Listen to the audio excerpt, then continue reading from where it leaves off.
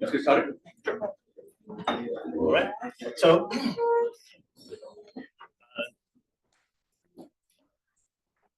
now I don't know like how what order to do these next two things, but since I talked about that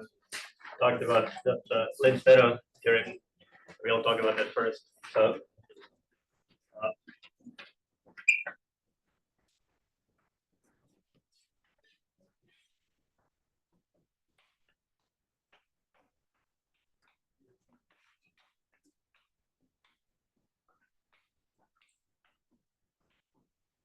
So it is that there is, so the term is that there are no closed Levi-flat hypersurfaces in PN. So and that's not clear. That's really the best, but that's why it works. If 3.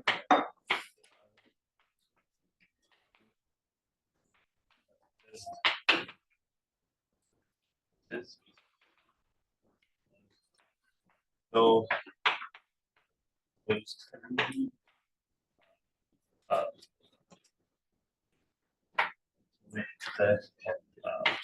yes, Levi-flat.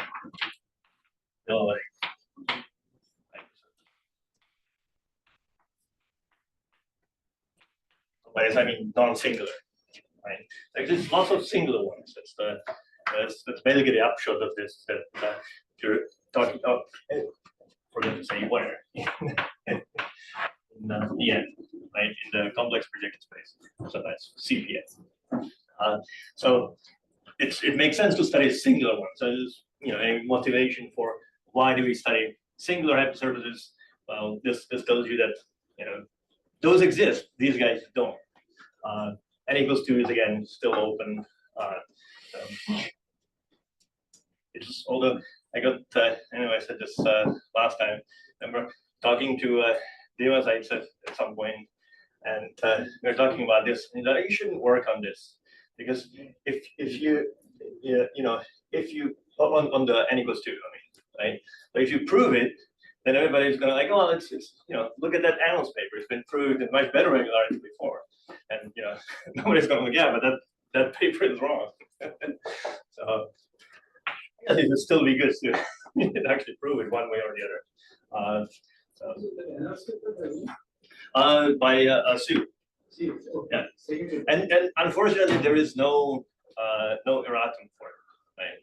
So I suppose Sue sort of thinks that well everybody can read the paper and figure out where the so it was I had a talk at this conference a long time ago, and they screwed up my scheduling, and I was talking about singular Levi-flats, and it was Sue gave up part of his lecture so that so that I could have so like maybe we both had like 40-minute lectures, and then I had to figure out how to not say that Sue's paper is wrong while still not. So that was I just started my postdoc, so it's there's Sue, and I was standing here and like I can say Sue's paper is wrong. So I said, hoping you would take a bathroom break in the middle of that's exactly when you would be. But what I did was I talked about the other results, and then I said and Sue treated the N equals 2 case. Right. And somebody in the audience, saved me from. All right. So, right. So again, in N equals 1, right? The projected space. Maybe I should just quickly say what is the projected space, just in case someone doesn't know. So N or N, maybe slightly more correct. Is the set of complex lines in T n plus 1. So if we think of the coordinates in Cn+1 to be usually people either you can go from 1 to n+1 or from 0 to n.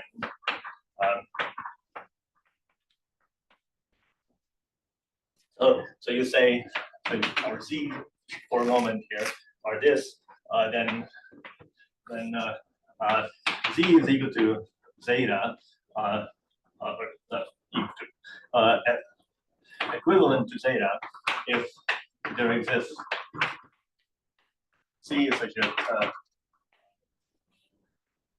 I should maybe say minus the origin just to not worry about things being 0. Because I would have to do like the symmetric thing like this. I don't have to do symmetric thing. So z is equal to zeta only if there is lambda such as z is equal to lambda zeta, right? And why do you get a complex manifold? Well, if I think of the Cn+1, right? So here we're in Cn+1. If I cannot get a chart that covers everything, but I can get a chart that covers almost everything. For example, if I set z0 1, I can sort of think about it as this hyperplane, right? And then I identify this line with this point, right? And that's going to give me, you can check that gives you a nice complex structure on this space. So it's a nice complex manifold. It's an obvious complexification for complex analysis. I guess in one dimension, sort of any complex, the Alexander's complexification, right, is the right one, but in a higher dimension like that would just not work, right? So you can't put complex structure, right? So it's so here we have so that's the right way to complexify. You basically put another way of thinking about it. It's you take topological. Right way from this point of view, like in terms of. Oh, right way from a complex analysis point of view, I guess. You want to view metamorphic functions. Or I guess definitely for if you have any sort of algebra. So if you're talking about let's say algebraic varieties, or I mean, it's somehow the thing would become if you put anything else. I mean, there are other ways of compactifying that are also correct, right? Any complex manifold, but this is kind of the simplest one, right? So usually, unless you have a very good reason for studying some other manifold, you would put into this manifold, right? And just like if you're doing any sort of compactification, unless you have a good reason to use another compactification, if you're just studying topology, right, you would use the Alexander of compactification, right? All right. What am I? Oh, yeah. Another way of thinking about it is that I mean, you can sort of embed a lower dimensional PN. So you can always think of with this, if I look at any chart like this, which is basically I could just set any one of these coordinates or some linear combination of these coordinates to a fixed constant on 0, then we get that Pn is actually Cn union n minus 1, right? Which would be the Pn minus 1 is the thing that's given by the thing that don't intersect this thing, right? So if you're in one dimension, there's only one point. So P naught would be just one point, right? So you can think of, I guess maybe like you have to somehow embed the Cn, right? So all right, so that's so basically what's going on. There's lots of Levi-flats here, right? Smooth Levi-flats, but I cannot in any way make them nice and smooth. This is a lower dimensional thing. So I mean, it really is. I'm not embedding in anything big, right? It's really you want to think of it as a generalization of the Riemann sphere, right? So I'm adding very few points, which are basically if I'm thinking of on one of these CNs, the different complex directions in which I can go to infinity. So I'm just adding those points, and there's no way to patch it up. Basically, that's sort of the idea, right? And the reason why we can do it n equals 1 is because I can have a smooth Levi-flat that already lies in C, and doesn't go towards infinity. But if you have a Levi-flat, and this is going to actually be important later. There's no. This might be a good exercise if n Cn is closed. But let's suppose it's compact. As compact hypersurface. Let's say smooth or real-algebraic, whichever one you want, hypersurface. Then it's not Levi-flat. Right, that's not hard to prove. I mean, basically the same idea why you cannot have, a compact analytic variety, complex analytic variety inside inside Cn, right? But n is bigger than 2, right? So you cannot have something. It has to go to infinity, and basically this is saying that you can't make it fit together in a nice way. If you want to do this, like C omega is really easy. C infinity is slightly harder. But okay, and it does require, and it's bigger. All right. So how are we gonna? I guess I sort of sketched how we're gonna do it. We're gonna try to. But we know that we can, if we have such an M, then we have a foliation in the neighborhood of M. That's what we're gonna start with. Now we have to extend the foliation through the rest of it. Now through the rest of Pn. Now, so I will show you or use. It's basically the same idea as extending through a codimension to variety. Basically the same idea. It's also called Hartog's. So just a different version of Hartog's. I can extend through a compact set, but the problem here is that if I have my, it's going to be really sort of fake picture, right? So this is my my Pn, right? Somehow think of it as some sort of a spherish kind of thing. And I have my M here, so I have my foliation in the neighborhood of M. So I want to say first extend it through here. It is a nice compact set, and it's close set. I can make it complement to it connected. That's fine. And that's not a problem. But the problem is now it's a compact set in Pn, right? Just because I have a domain in Pn and I have a compact set in Pn, that doesn't mean I can apply Hartog's there. That's not going to work. So I need to apply Hartog's in a slightly different. I mean, we have Hartog's in Cn, right? But the reason why we have Hartog's in Cn or domains in Cn is because Cn is Stein, right? So with a Stein manifold.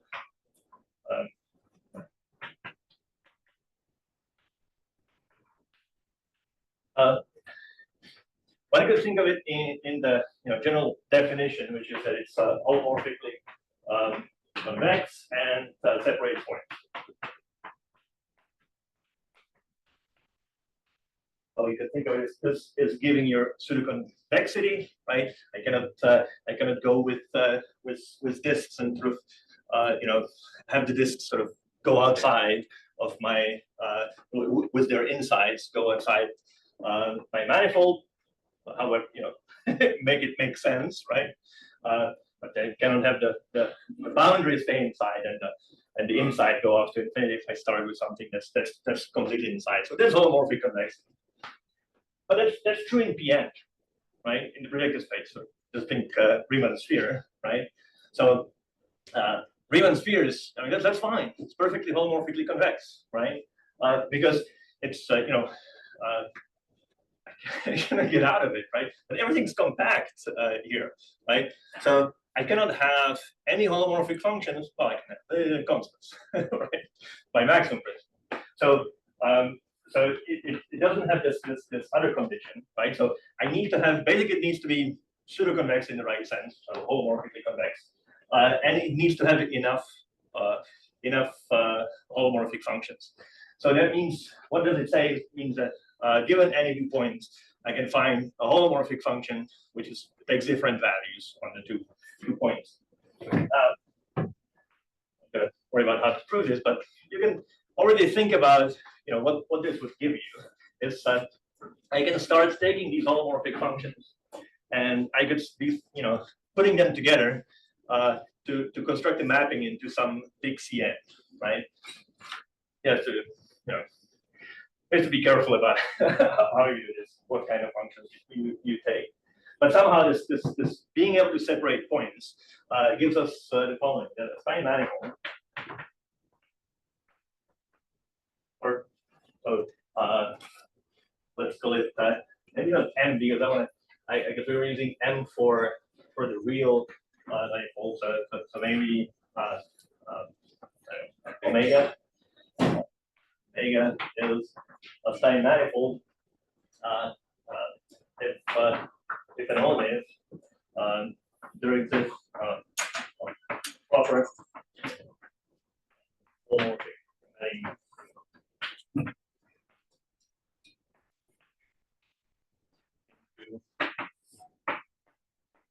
the N for some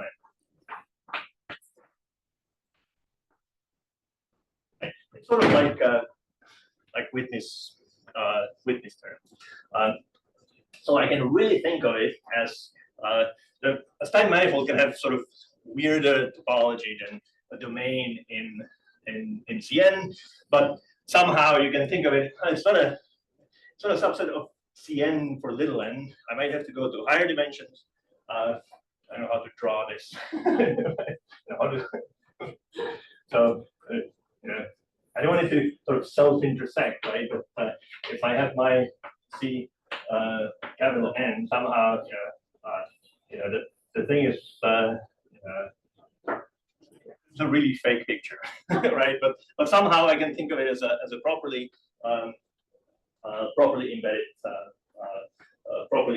embedded manifold in Cn for some bigger n, right?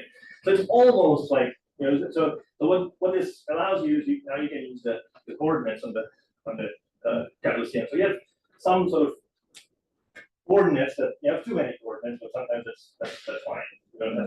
You don't worry about it sometimes. And so you could just think of that as a definition if you don't want to worry about that result. So that's what a Stein manifold is, right? And you can see that it will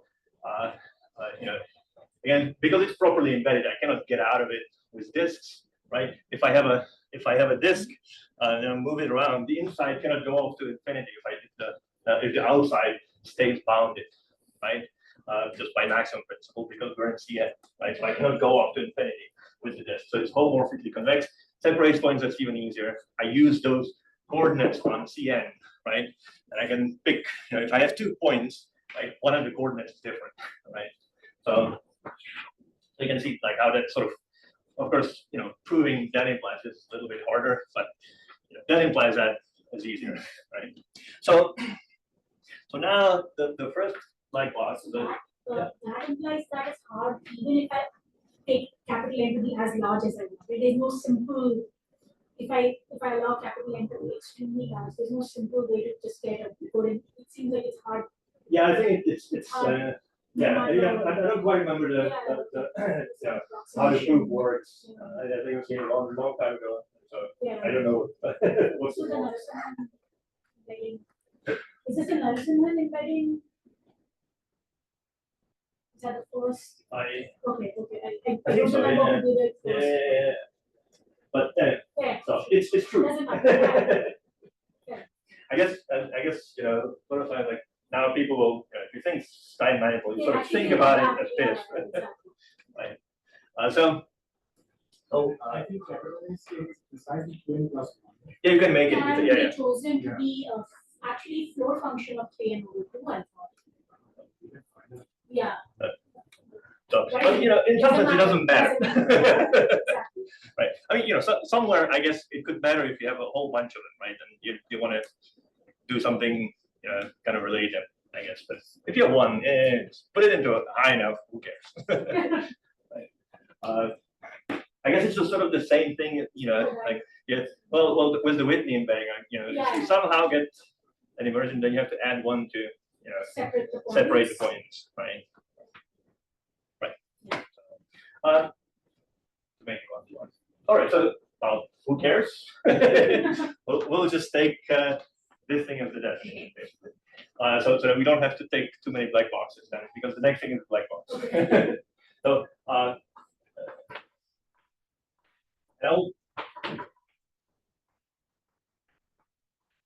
I'll state a version of this, because the general state, like we don't need the general statement. So if U in is smoothly bounded domain, look at my boundary.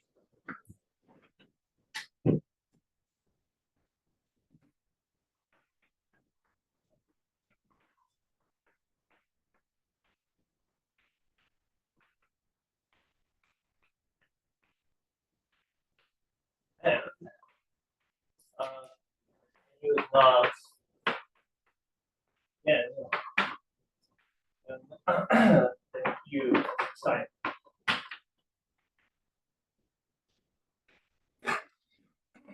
Oh, okay. We don't necessarily have that every pseudoconvex domain is signed because Pn is like that is pseudoconvex boundary because there's no boundary, right? So whatever condition you put on there, it's satisfied. But if you have any other domain, right? So the most general thing here is that smoothly bounded. You need smoothly bounded. I guess you could take sort of any boundary as long as near each point of the boundary it separates space into two pieces, right? So that's all that he needs. So you could have corners. You can't have really crazy boundary, but I don't know if it's true or not. This really crazy boundary, but yeah. So one can think of it as sort of sort of like a Riemann embedding or a Riemann mapping theorem kind of sort of idea, at least. But yeah. I just take P1 and I take a different neighborhood of P1. Yeah. That's And not going to be. That's fine. Manifolds can contain compact, complex. Yeah, So what do you mean?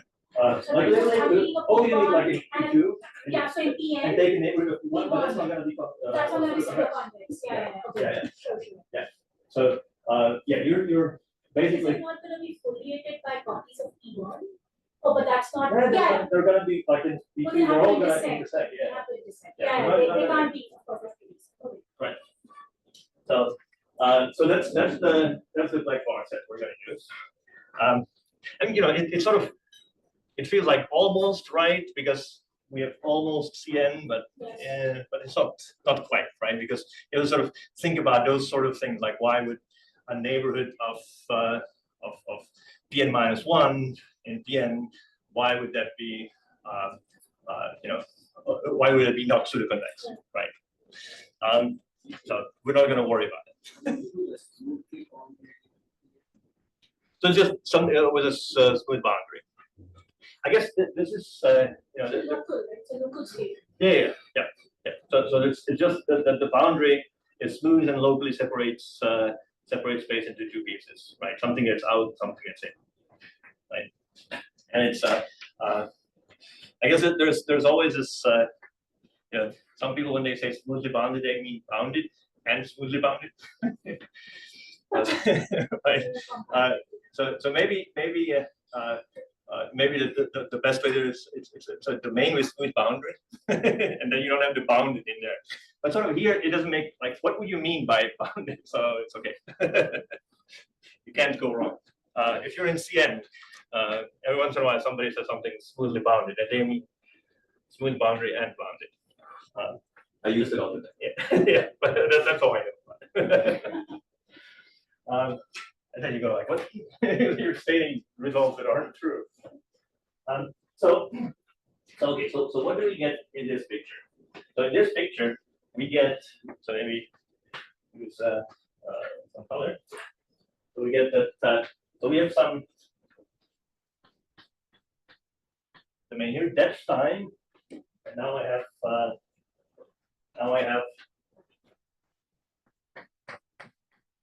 a compact set in time, right? Where I'm not, where I don't have my my foliation, right? So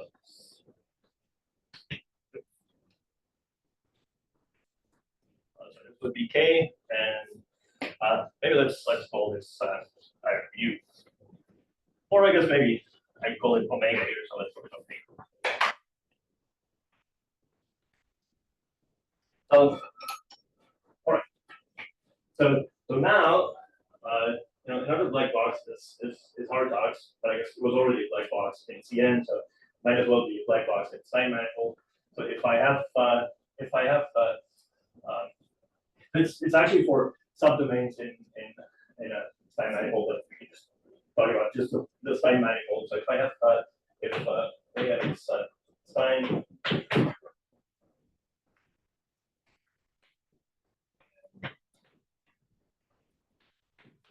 Go back. Omega minus A is connected on every meromorphic function. I need to extend meromorphic functions for the same reason that's like you have to be able to, you know, because your foliation is defined by different in this case one forms, and you have to get one form, and the thing is you cannot do that unless you go to manifolds, because otherwise, well, they differ by there's just multiples of each other, but for that you to make them a single one form, you need to divide by basically one of the components, right? And so you're gonna get you are going to get both, right? So every meromorphic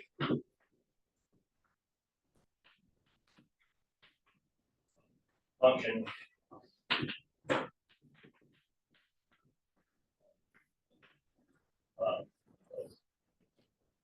omega extends. Oh, omega, sorry. Omega minus K extends to omega, right? So there's a meromorphic function on omega that agrees with my original meromorphic function on omega minus K. All right, so that's where we're, yep. So if you started with the holomorphic function, you get a meromorphic extension or a holomorphic extension. So if you started with the holomorphic function, yeah, you get a meromorphic extension still. With a holomorphic function, you get a holomorphic. I mean, separately. Right. I mean, you're I guess it's not immediately obvious, but the holomorphic extension is easier than the meromorphic one. So to think about. I think you did right. The meromorphic function on omega minus K, I don't think you can write it as a global quotient. So it's all local quotient. These are local Right. quotients. Just time you can write it as a Right. global quotient. Yeah. Then you would get. But that's another big term. Yeah, but on omega minus K, you cannot necessarily write Right. it as. Yeah. It turns out to be because it extends to. Right. Yeah. Because it all extends. this sheet cohomology condition. Yeah. So you cannot do that. But so yeah, it's all right. So that's what we have, and that's and again you can just do it on domains here, right? Basically, as a generalization of the standard orthodox sign manifold. Oh, say dimension. Begin with two. I know it's not true. I guess this is about several complex variables. So.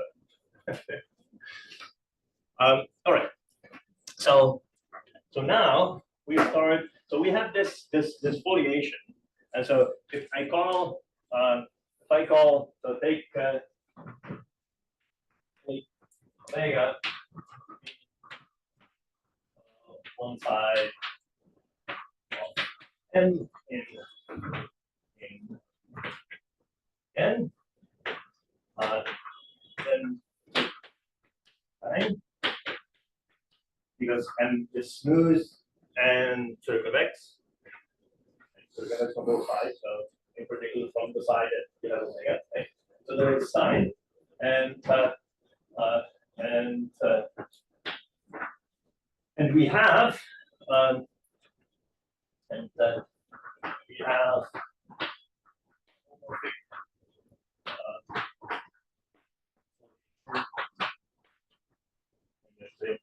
so here you're proving that, and you're proving this statement, is it? The compact hypersurfaces are not verified.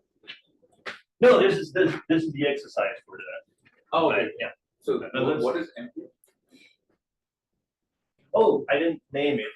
Oh, you mean, oh, I yes, It's in your picture, it's in your picture. Yeah. I think so I should maybe suppose. I guess I skipped that part. Look, we're doing contradiction. I think I said it somewhere. oh, Suppose M Pn giving a Yeah, basically, there you're just saying it cannot be in a single chart, that's all, right? And yeah, exactly, right. that's already done. Yeah. So it's so there's no simple proof or simple counterexample, I guess. So all right. And just because there's no simple like that, maybe there's still in n equals 2, maybe there's still a complicated example. Right? You don't know that. So and we have a holomorphic foliation.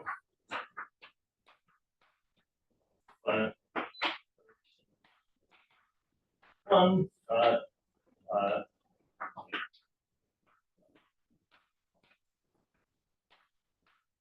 n, right?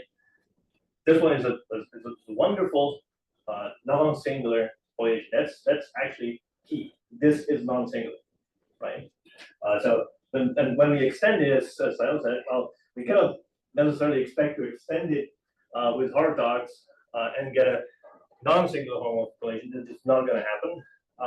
But singular, yeah, perfectly fine to get a singular. Okay, you know, all foliation for one. N. So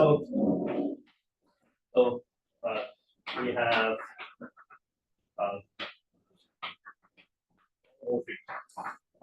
foliation of dimension 1 in K or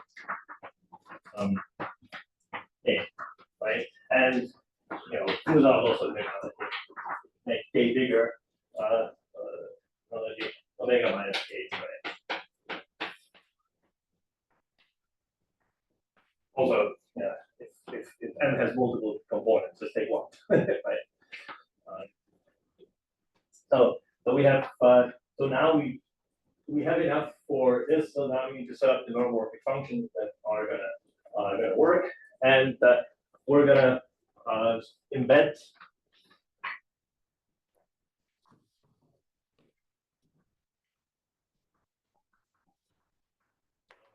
suppose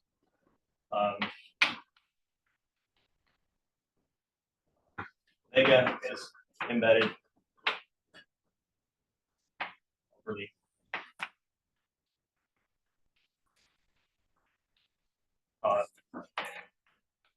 the some big capital N, right? So near any point in omega minus K, there exists holomorphic one form. Now write it in the G capital N coordinates, right?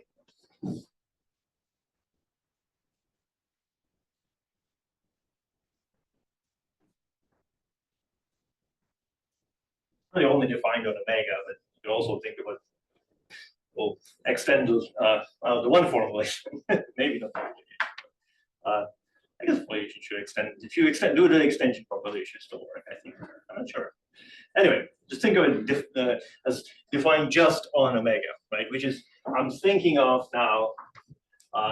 So without loss of generality, omega is in C capital N, right? I'm not gonna make up new notation for omega sitting in C capital N. So there is holomorphic 1, 4, omega, little omega, where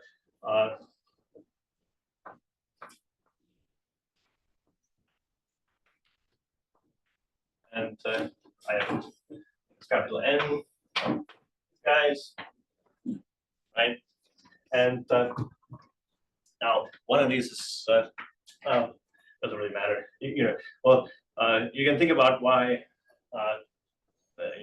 none of them are going to be identical to 0, or if one of them is going to be identical to 0, it's going to be identical to 0 in every neighborhood. But so let's maybe that's an exercise, right? So either so for omega, maybe I should say giving the foliation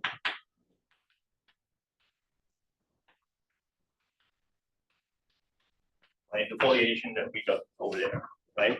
So if omega 1 happens to be identical to 0, then it's going to be just by analytic continuation. It's going to be identical to 0 in every one of these neighborhoods, right? So you could just assume, without loss of generality, that omega 1 it's not identical to 0. Right? I mean, it could be 0 somewhere, right? That's perfectly fine. So now divide by omega 1, right? So I'm going to get, let me call it omega twiddle. And I have this easy 1 plus omega 2, omega 1, easy 2, plus omega capital N divided by omega 1 d capital N, right? Yep. So omega, capital omega is embedded in some higher C. Yeah, I'm thinking of it as embedded in the CN. And this one called omega, Oh. this is in again C. Right. So backward emission one.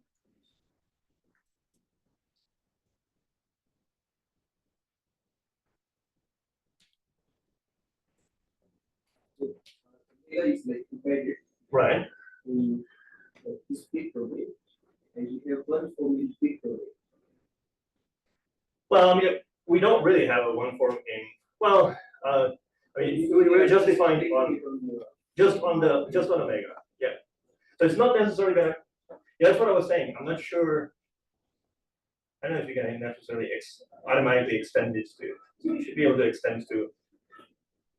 Anyway, well, let's not worry about. Yeah, but just defined on omega, right? So this is not.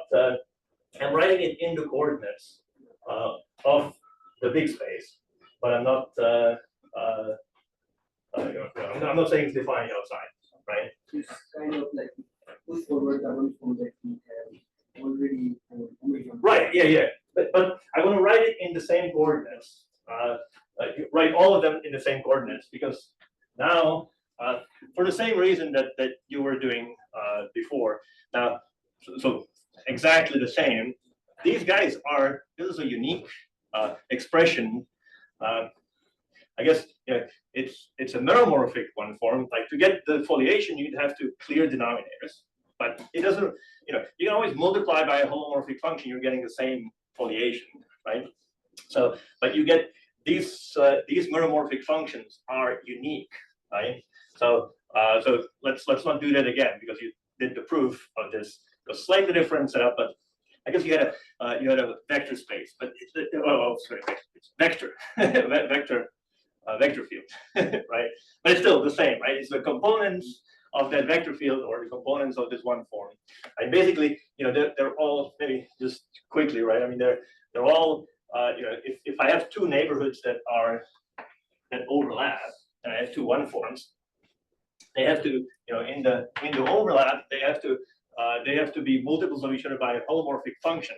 Well, but if I set the first coordinates to be 1, then all the other ones are, outside, of course, where this is 0. But that happens on a small set, so I can ignore that, right? All right, so I have a nice set of meromorphic functions, and so these meromorphic functions.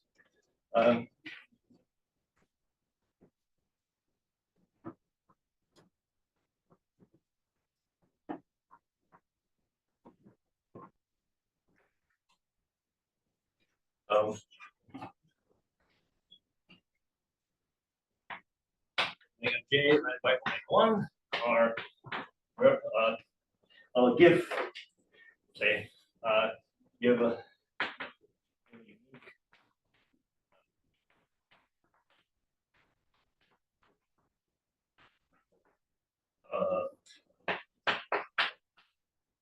function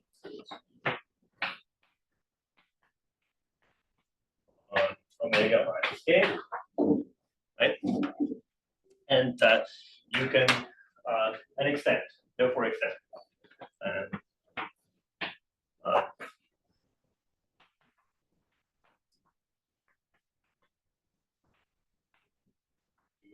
omega, right? And still get so now you have to clear denominators. You could, because originally these are sort of locally, there are quotients locally, but because omega is sine, there is a global. So you could actually get a global one, but it doesn't really matter. You could just do this locally near any point. You can if you want to use a different denominator, fine, right? Because multiplying this by multiplying one of these by anything still gives you the same foliation, right? So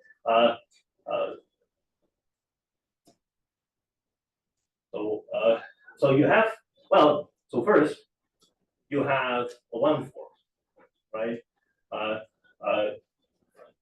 Or a set of one forms, right? And then you want to show that this is still integral, right? Because we only have this integrability condition in here, right? But these are all holomorphic objects, right? So if I'm gonna have, if I have, something like this, and I have that condition over here, and I have one form which is a multiple of this form out here, right? Then that's like again can be represented by a bunch of holomorphic functions. Those are identically 0 here, so they're going to be identically 0 here, and I get that condition in this neighborhood, right? And I can we're in the end working on PN, right? So you can cover things with we only need finitely many, so you don't have to worry about what would happen if you right finitely many neighborhoods, and you can show that you can basically walk from any any neighborhood where this is true to some other neighborhood and show that it is true, right? So it's still integrable, right? So it gives a foliation. Now, of course, not necessarily. You shouldn't say it gives a singular foliation, right? So not necessarily. Not necessarily non-singular. Starting with a non-singular one, but the extension is possibly singular, right? So extended. So maybe I should say. So we have this simple extended omega j's directly. What is the because there, so I have, if maybe I should draw a picture somewhere. Because we don't have one, one omega j. These are local. Right, these are local. So I global. need a global object to extend, right? And so the global object to extend is that's why we have to go to meromorphic, because we have to go up to a multiple, and then we're stuck with meromorphic. We can't necessarily do it all, right? Or we don't know. So, maybe there's one of these that will never vanish anywhere, right? Maybe we can do that. So, all right. So we have. So we have singular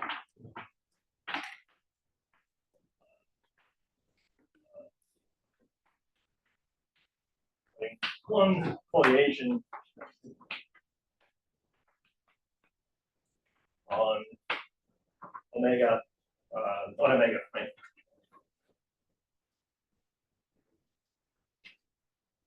So now you could make it saturated, right?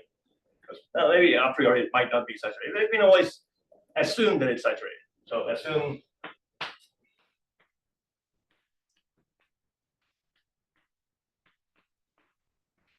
in particular it's non-singular near the boundary. I guess we're saying extended. It already was non-singular there, right? But I guess I guess the way that we did it, we could have introduced singularities, right? Because we don't know how we clear denominators, right? So a priori, I guess it's a little bit of a technicality. If you do this, right? If you just extend those and just somehow clear denominators, you could come up with a foliation that actually has more singularities, but that can be removed. So if you did that, remove them, right? And so then you get a saturated one, and then it actually has to agree with the non-singular foliation that we had over here, right? Like any singularities that we introduced, we also take out. Okay, so now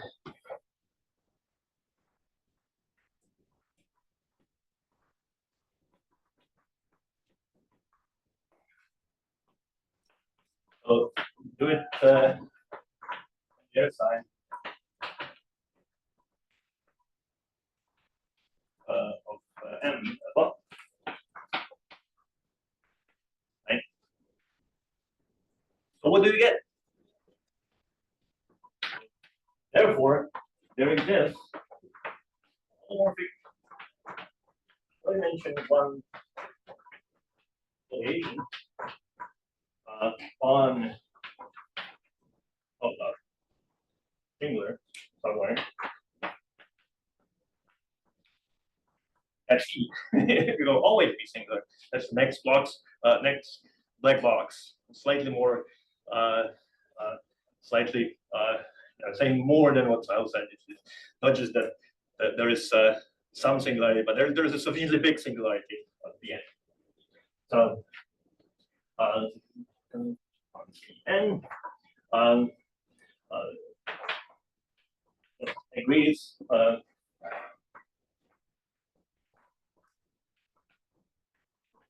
with foliation.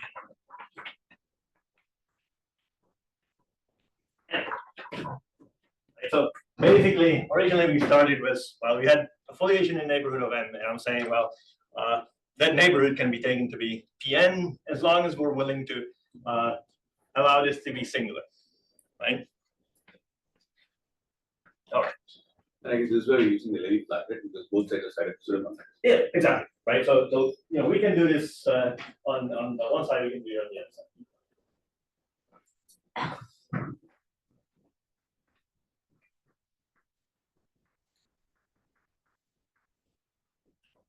Now,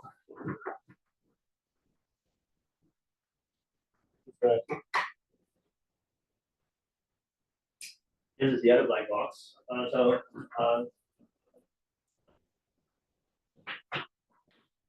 this is also in the inside of the paper. I don't know if it's treated elsewhere. I mean, it relies on a term of Baum and Bob, but I'm not sure what's the like in this particular case what what would be the lineage, right? It's definitely in the inside of paper. Proof this. So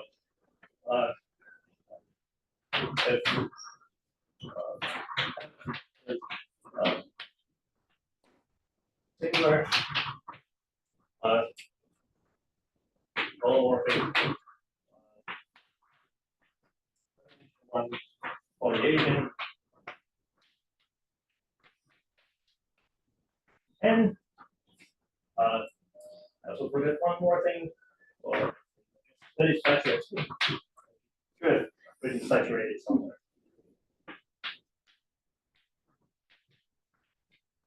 So I've removed, every possible removable singularity, and what you mentioned, the singular set of F. It's not just that it's at least 2. It's actually equal to 2. You have to have a large enough singularity, right? And it's not hard to find examples where this is so just anyway, maybe that would be that could be an exercise. Find an example foliation. Don't worry about the Levi-flat because that one that's the hard. But find a foliation on Pn that has dimension 2 singularity, and you should be able to do this with if you're on Pn minus 1. You want to do it with the Pn minus 1, so yeah. Well, but you have to have yeah. In P2, I just take P1s and they intersect at these points, and same with just linear. Yeah, I think that should work. Two dimension 1, right? I Yeah, mean, Pn minus 1 is. But you can write down a very simple one form. I mean, so think about doing the one form. I mean, you can either do the one form in Cn or in Cn plus 1. If you do it in Cn plus 1, just make sure coordinates are homogeneous, right, of some degree. Because it's anyway, that's so the homogeneous one of those some degree. So we have this.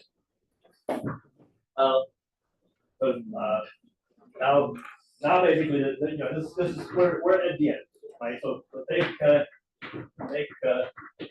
one of the sides of n. So take learn English omega to be one side. Singularity. Maybe to be a little bit more careful. There exists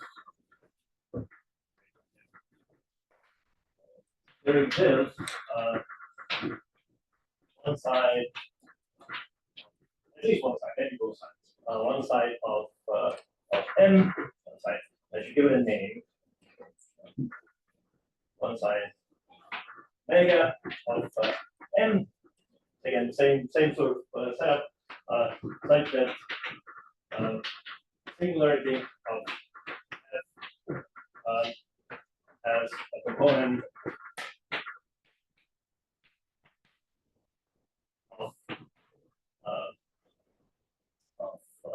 as a component of the dimension 2 in omega, right?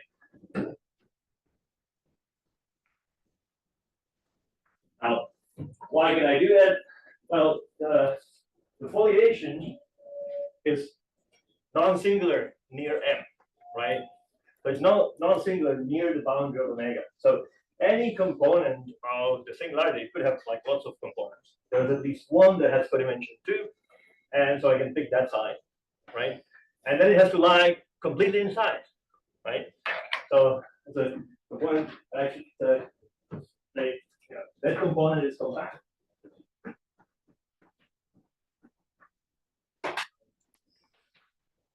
Component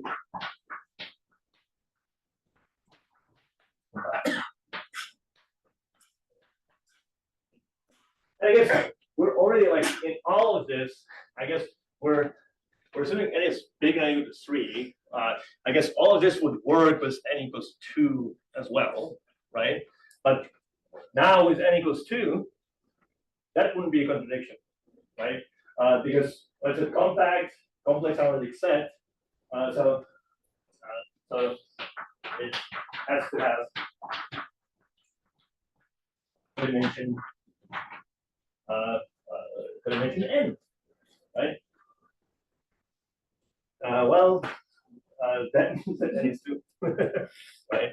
And so that's a contradiction to n being 3 or higher, right? I mean, basically, you have because the singularity has to be large enough, it has to go towards n. It has to hit n, right? And if it hits m, well, m had sort of a nice foliation nearby, so there was no singularity, right? So the only way to not go anywhere is if it's just isolated points. So that's where you're stuck with n equals 2, right? I mean, it's plausible in n equals 2 that there could be this thing, there could be these you could have this m dividing P2 into 2 pseudoconvex things, and the singularities of the foliation sort of lie inside those. There's nothing we said that prevents that. We just don't know. Now, if we have, we'll talk about singular ones. There are singular Levi-flats. Not all singular Levi-flats. It always depends also how you define singular Levi-flats. But even real-analytic subvarieties. Not all real-analytic subvarieties that are Levi-flat, usually in the sense that on the top dimensional, top dimensional stratum that they're Levi-flat, and so not all of them will have even a singular foliation that extends the Levi foliation from the regular part, but some do, right? And it's actually usually if the singularity is small enough, it's slightly more complicated, but if the singularity is small enough in a certain sense, then you will have a singular foliation in your near even a singular point of the Levi-flat, right? But then this would be perfectly fine, right? I mean, this all would still work, but you didn't start with something that was non-singular, and so the singularity hitting m is perfectly fine. So that gives no counterexample, right? Or no contradiction, sorry, right? So okay, so we have end of proof. Of course, the question is is there some other way to prove it for n equals 2, or is this sort of if this really is the thing that prevents the existence of m, right? And so I think most people think that there isn't a Levi-flat, but I would say, like, given the number of attempts and the number of sort of wrong attempts, to me it almost seems to suggest that maybe there is one, right? The case for the smooth one must be very different, right? Yeah. The proof for a smooth one is very different because you're not. It's. So, but the reason there, I mean, somehow fundamentally the reason should all be the same. It's been a very long time since I looked at and it's very complicated. But it's not for the same reasons. I mean, it's not for the same. No. But if you could find a real Levi-flat, I mean, the point of all of these proofs is this, it's this big problem with trying to do anything by contradiction, right? Is that you start with a scenario that doesn't exist, right? And so it's very easy to make a mistake because you're in a universe where everything is true, right? So any sort of intuitive reasoning that you make, I think that's basically where where all the errors were, right? I mean, if you're assuming that this is a reasonable scenario, but it is an unreasonable scenario, right? Maybe it's a reasonable. Maybe anything works. Wasn't it the simplest compact complex manifold in which you have a real-algebraic which you cannot write as a product. I mean, does it necessarily have to be a product that you artificially have to create? So there are some. There's a paper by Laney and someone that have looked at other, and I think there's some other papers looking at other compact. I mean, in the sense, what is the fundamental reason? I mean, there must be something about the compact manifold. Well, I mean, partly it's you know, like I guess it could be sort of topology. So for example, it's enough to show, or you could show that your M has a single compact leaf. You'd be done. So it's if you have two compact leaves, you're definitely done. That's almost trivial because then they have to intersect. But it's enough to actually show one compact leaf. So that gives you, so that was you know, with so normally you do get compact leaves, right? For most manifold, right? So you have to you know, that gives a lot of restrictions on the possible topology of M, right? It could be, you know, some sort of torus. So P1 cross P1, I mean, if you already take a product, I think you can write a Levi-flat. Right, yeah, I because mean, that's fine, but I right. meant like somehow irreducible in something which is. So you will have that product structure somehow. Right, so yeah, I mean, if you're looking at outside of PN, then of course you can have compact leaves. Yeah, but I was trying to think that would you necessarily then have this decomposition of your complex manifold? Because then you would have this nearby product structure, then the foliation. But you also need to have so you decompose your manifold into two bits, but it doesn't mean that they're static, right? Necessarily. Like for example, in that let's say P1 cross P1, right? And I just take a circle in one of them. Then the domain, like neither of the domains is fine because you have these compact leaves inside your. Yeah, of course. Inside your domain. So this Takeuchi thing is important, right? Yeah. So you need Right. So this result, like in CP2, it's saying that we don't know if there are real analytic Levi-flat hypersurfaces. In foliation terms, even something is not stronger. This is like an invariant. The way we have constructed it should be invariant. Invariant under the foliation that we are extending to. Now, in CP2, we don't know if there exists foliation in which there are leaves, even one leaf which stays away from holes in the place. Right. Now, here we want our hypersurface to be away from. And like even a single leaf is not known. Right. I mean, here you have a whole bunch of. Exactly. They're all staying away from the same. Yeah, I see. We don't know if that's if they can happen, right? But it happens sort of. Set problem as well. So, yeah. I mean, actually, you know, in Listener's paper, it's he's more studying, that question rather than this is sort of an application of what he said. All right, but I guess for us, it's the main course, right? So, all right. So the next thing that I want to do is sort of switch gears a little bit, and so we want to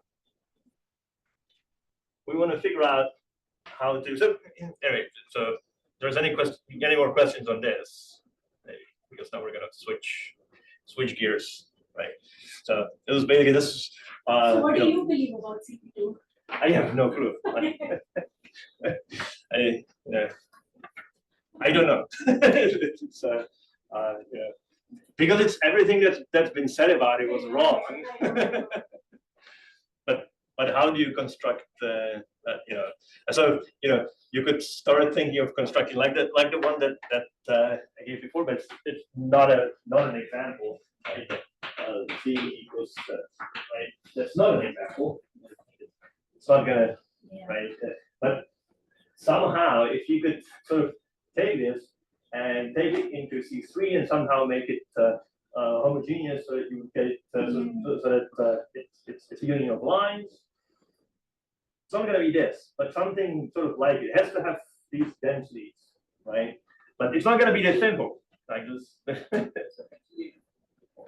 Know that there's a very big set of foliation, like almost it's an open and dense set. Every leaf is dense. So in those cases already, like you can remove those cases. This cannot happen for those foliation. It's a very small set for this. Not much more. Yeah.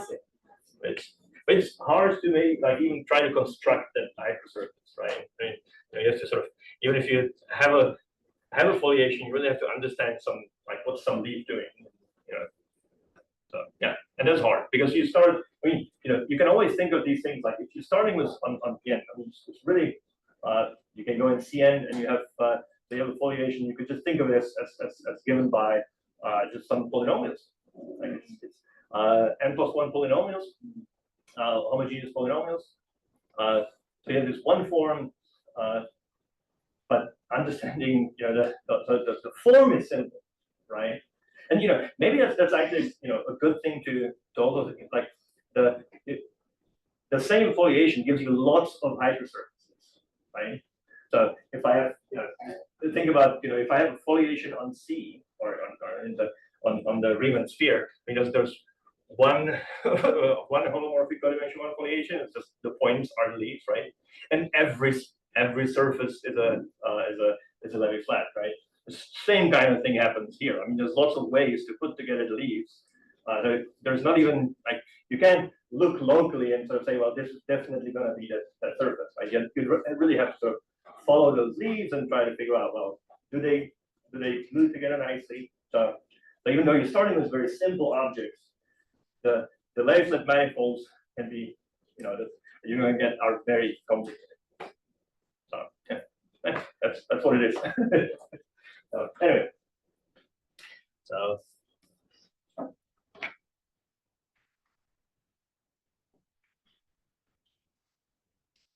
right. So we want to get at the leaves, right? Starting from the hypersurface, and first we start locally, and then we're going to start globally.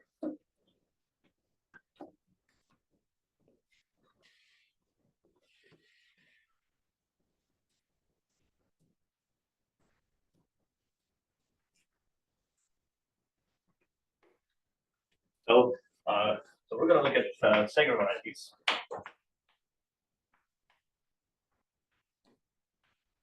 I guess it's called Segre variety. I guess it goes back to and there's at least two things that are called Segre variety, and they have nothing to do with each other. So there's a Segre variety in algebraic geometry that is not. That's not what we mean here. Right? This is that's same Segre, I think. But it wasn't really used until about the 70s, and then in the 70s, I guess the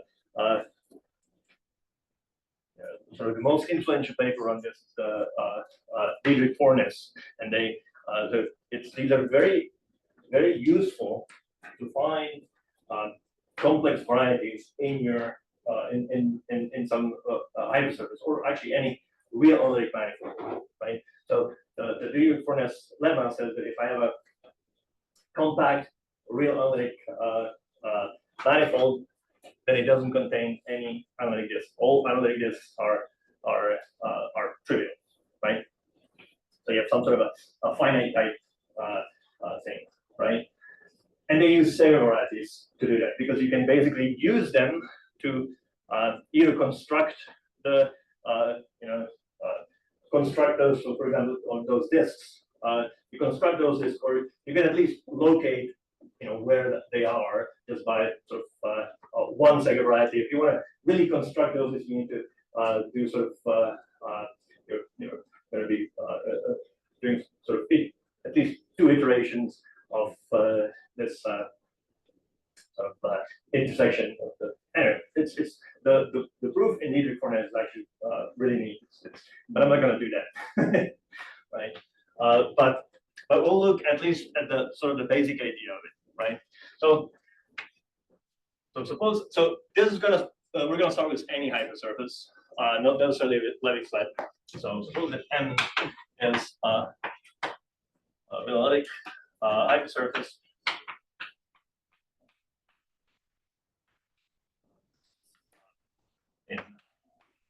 And let's suppose that 0 is in N, right? Given by equals 0, where R is real-algebraic. So I have R z bar, right, equals 0. So we're going to want to treat these guys separately, right? So what are we doing? All right. Right. Again, we're at 0, right? So I write down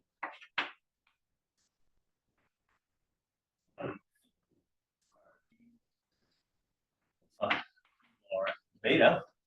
I write down this thing, right? I expand in a series. And again, this is going to be local. So we're going to possibly, and whenever something doesn't work, we're going to go to a smaller neighborhood. Right? So if Q is the neighborhood,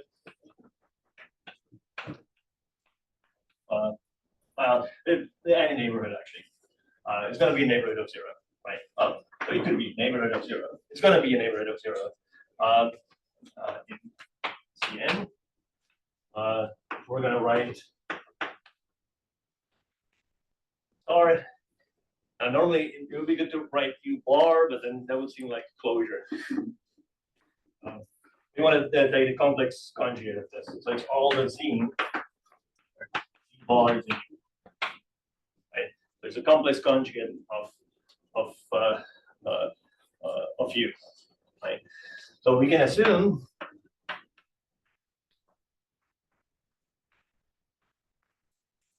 that let's rewrite it, more explicitly. So basically, we can treat Z bar separately. So I'll just say R of Z zeta, right?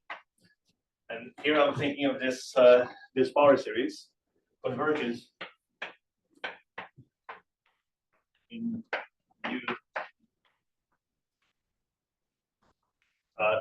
U across U star. Now,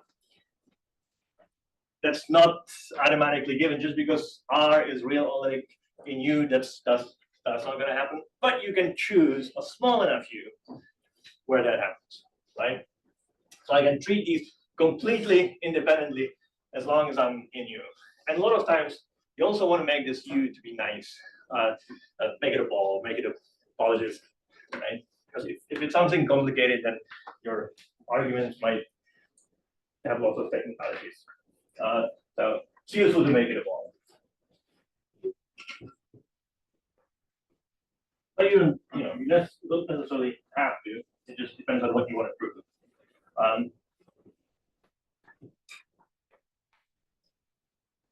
Okay, then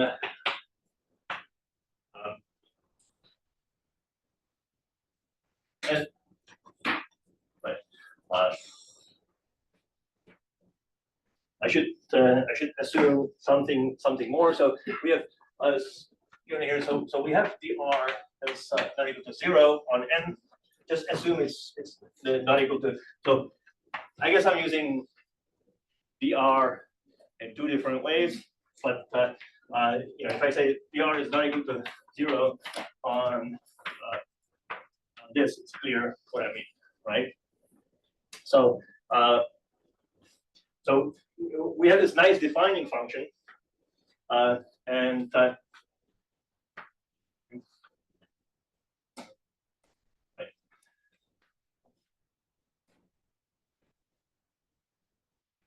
so there's a.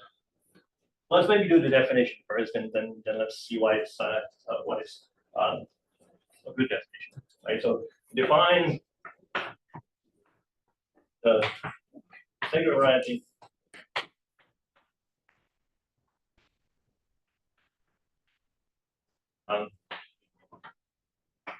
so here P is some point in U,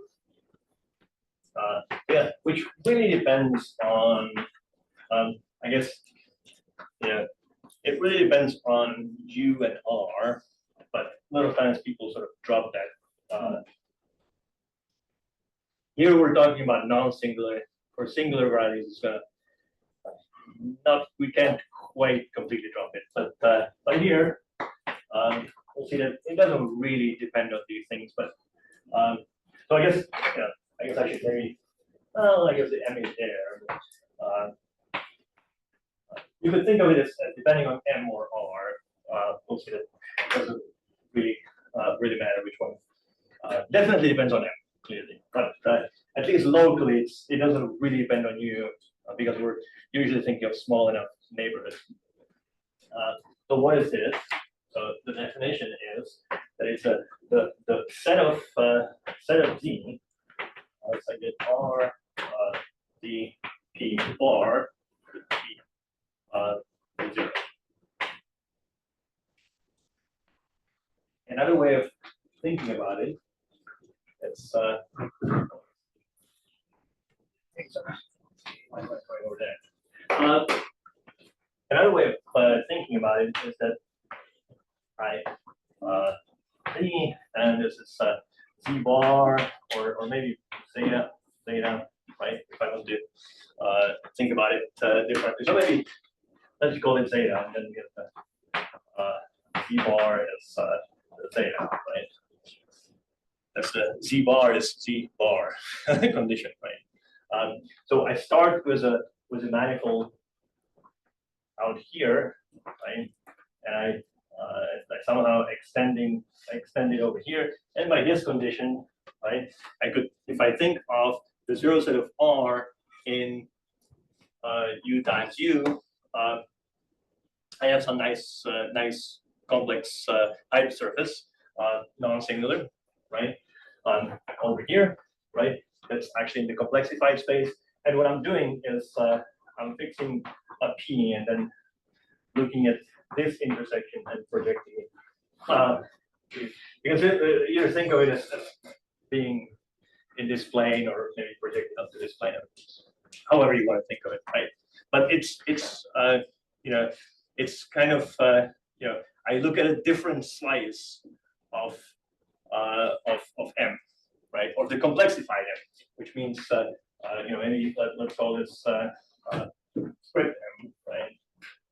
Where script M is the set of the zeta in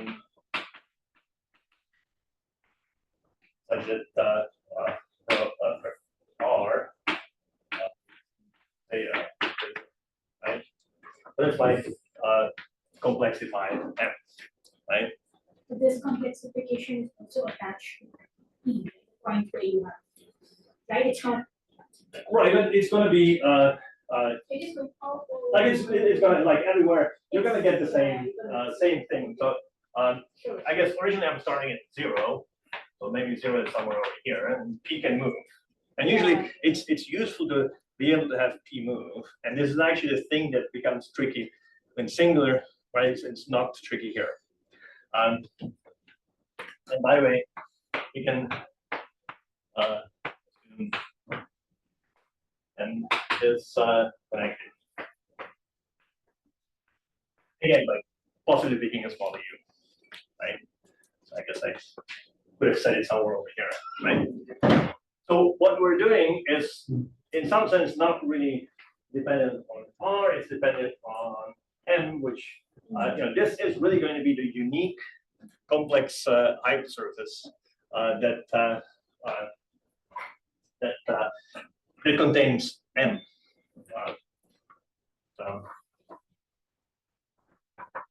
And the whole thing is because it's once R is a defining function. I mean, it's a defining function everywhere else, right? So if let's say rho is defining function,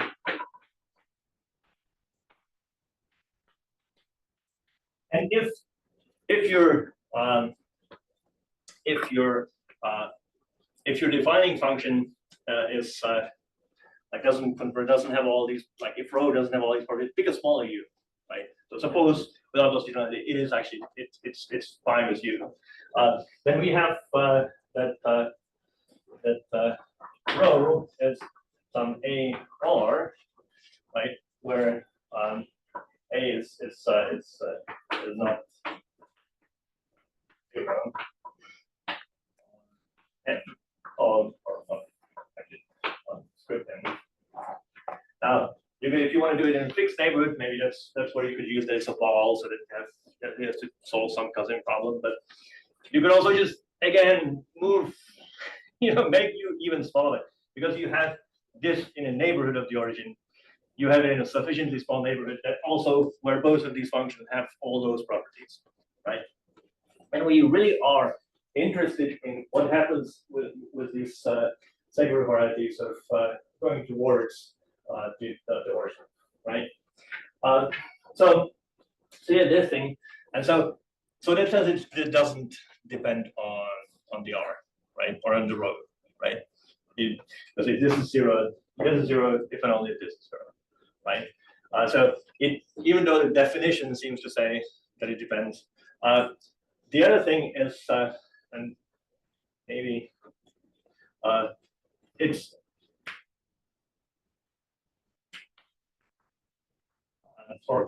even another way of thinking about it, and it's the unique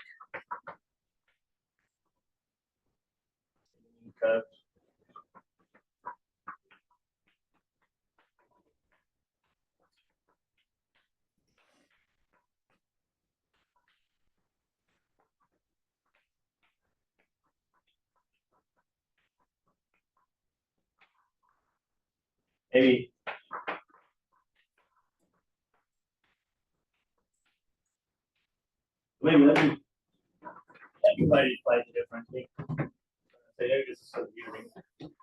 Let me write it, since I already introduced this notation before. So iota n, because n lives in Cn, right? And think of iota as my thing that goes into the so normally m lives over here. I have to embed it over here, and then script m is a unique complex hypersurface that contains that. So a unique complex hypersurface, as long as everything is connected, I'm not worried about some other components in this neighborhood, right? Why is it a unique complex hypersurface?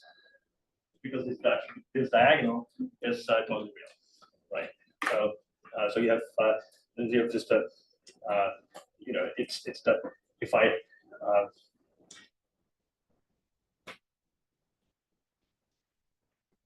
have this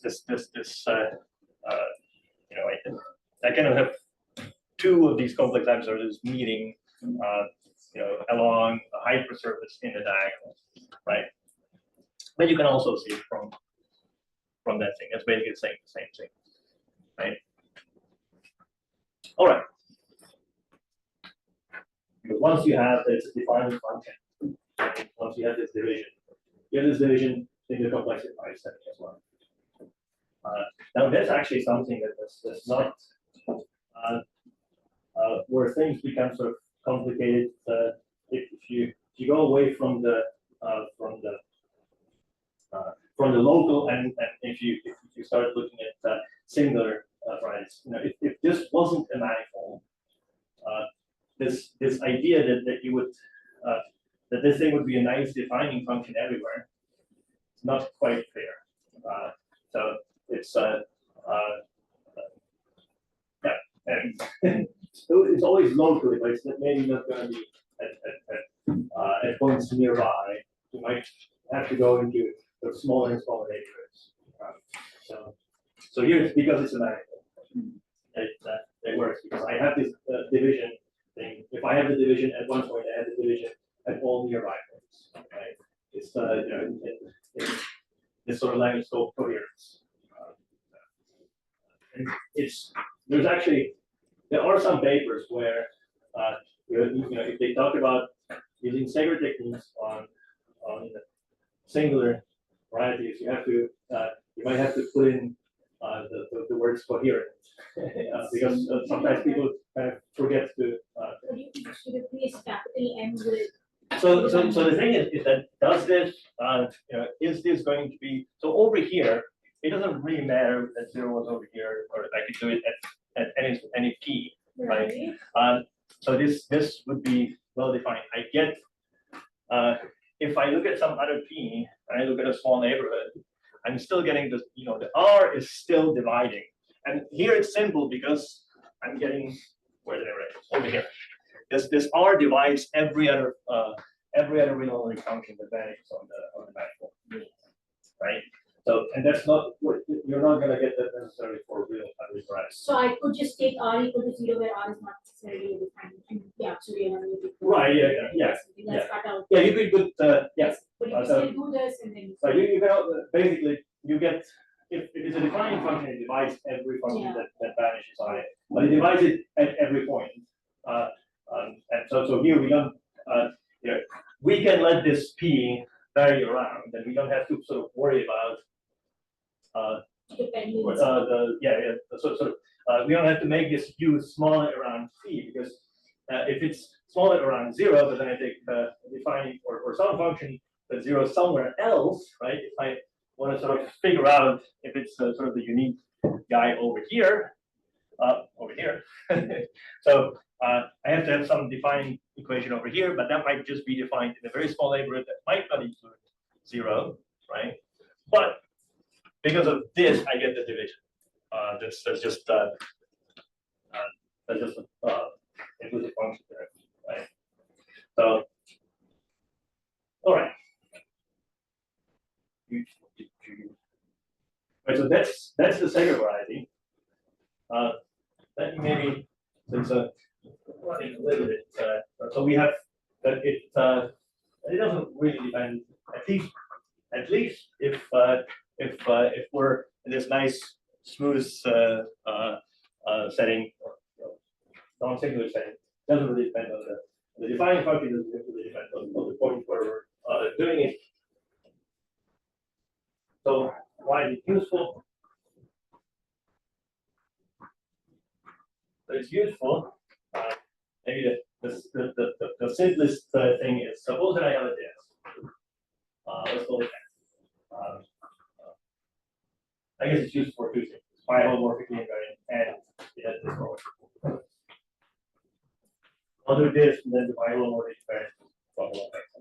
So if I have a disk that's going into capital, right? Then what do I have? Well, I can look at R f of what do I call it? I don't want to use C. Like W is one. That's one variable, right? So something that is in the disk.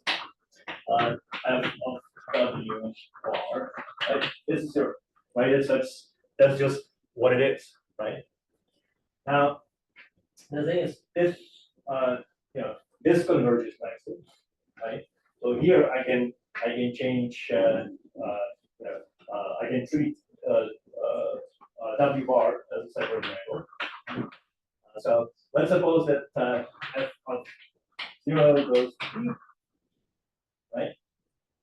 So the center point is going here, and so I'm going to have f of w and bar all the coefficients right? So it's this. Now I can near 0. Near 0 I can treat w bar separately, right? So I can just plug in for small w's. What makes sense is that so now I have again on a totally real guy I have something 0, so it's 0. So this implies that R or so now what's another omega? Another W. So this is 0 for all W negative 0, right? Because I had this thing being 0 on the diagonal, therefore it's 0. Like this actually is exactly the lemma that we proved, right? So now, maybe I'm not totally interested in this. I'm interested in 0. So I have R of F. This just says that the disk goes, the complexified disk goes into the complexified F. Who cares about that? We plug in omega 0, E bar over here. Maybe omega or omega bar 0. So this is true for all elements. So F of E lies in the right? Is that supposed to be R of F of B, F bar of B? R of That's W and omega. right. So if I plug in omega 0, I just get P bar, right? And so if this is true for all of those, I mean it's true here, right? For all W and near 0. So but once it's near 0, it's this into this by just by identity, right? Must be an M. No, it's the Segre possibly. I mean, the Segre is going. The part which is seen by the disk, because that's already an M. Yeah, so that's in M, so it's in the Segre, right? The Segre is somehow like it's not necessarily going to lie in M. Right, but the image of this disk is both in M and in the Segre. Exactly, right? So Yeah.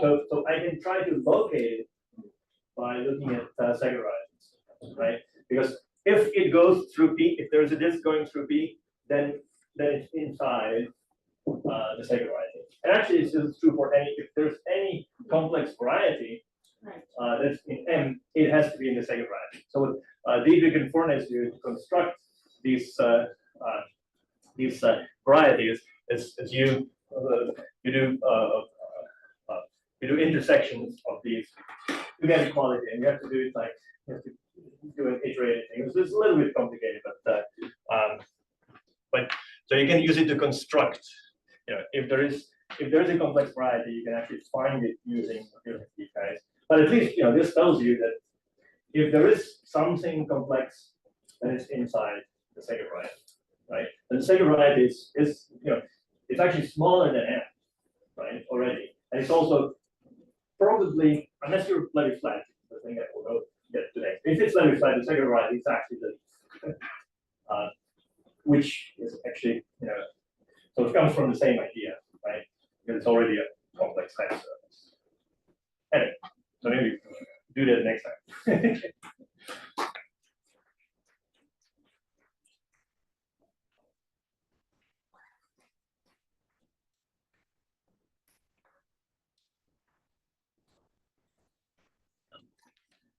No questions.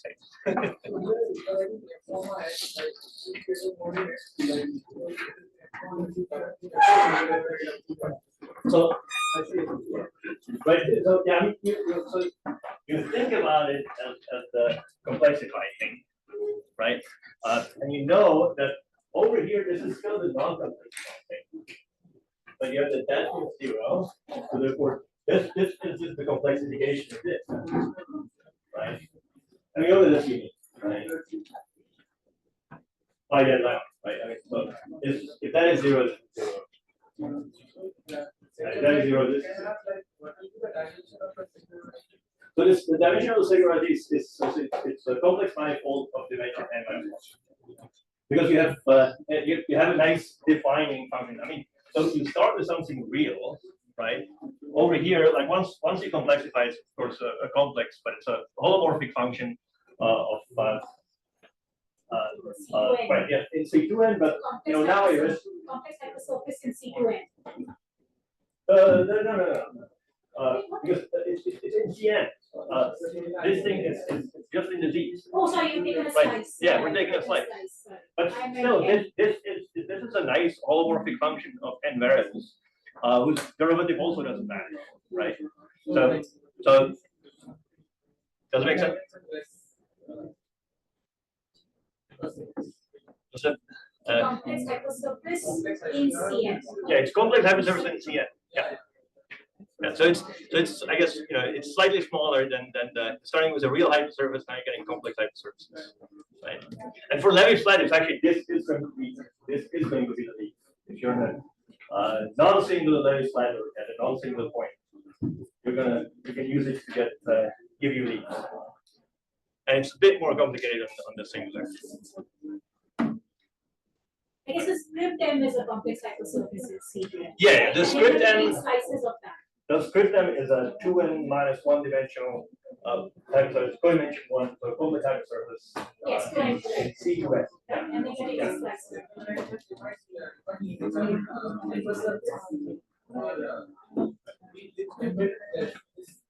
Define typical hypersurface name, right? Yeah, so we start with the hypersurface M, Then we define Segre. and then we define Segre value, or you could think about defining the script M and thinking about it as slices of script M.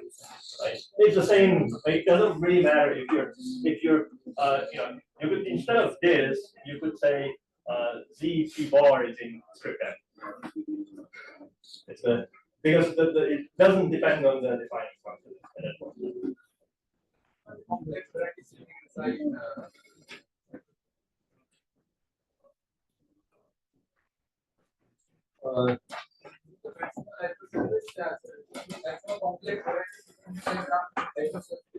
It may not sit inside M. It may also sit inside. It sits in script M, right? So in the Levi-flat case, it's going to sit inside, and then it's going to be the maximal one. As long as you're not at a singular point. At a singular point, but at a non-singular point, a small enough neighborhood, this is going to be a leaf, and so it's going to be the maximum. And if you have some infinite type hypersurface, not necessarily Levi-flat, you can also get that hypersurface that lies inside. You can also get it by that's going to be the Segre value. If you have higher co-dimension, then you have to intersect a bunch of them, but it's at least inside.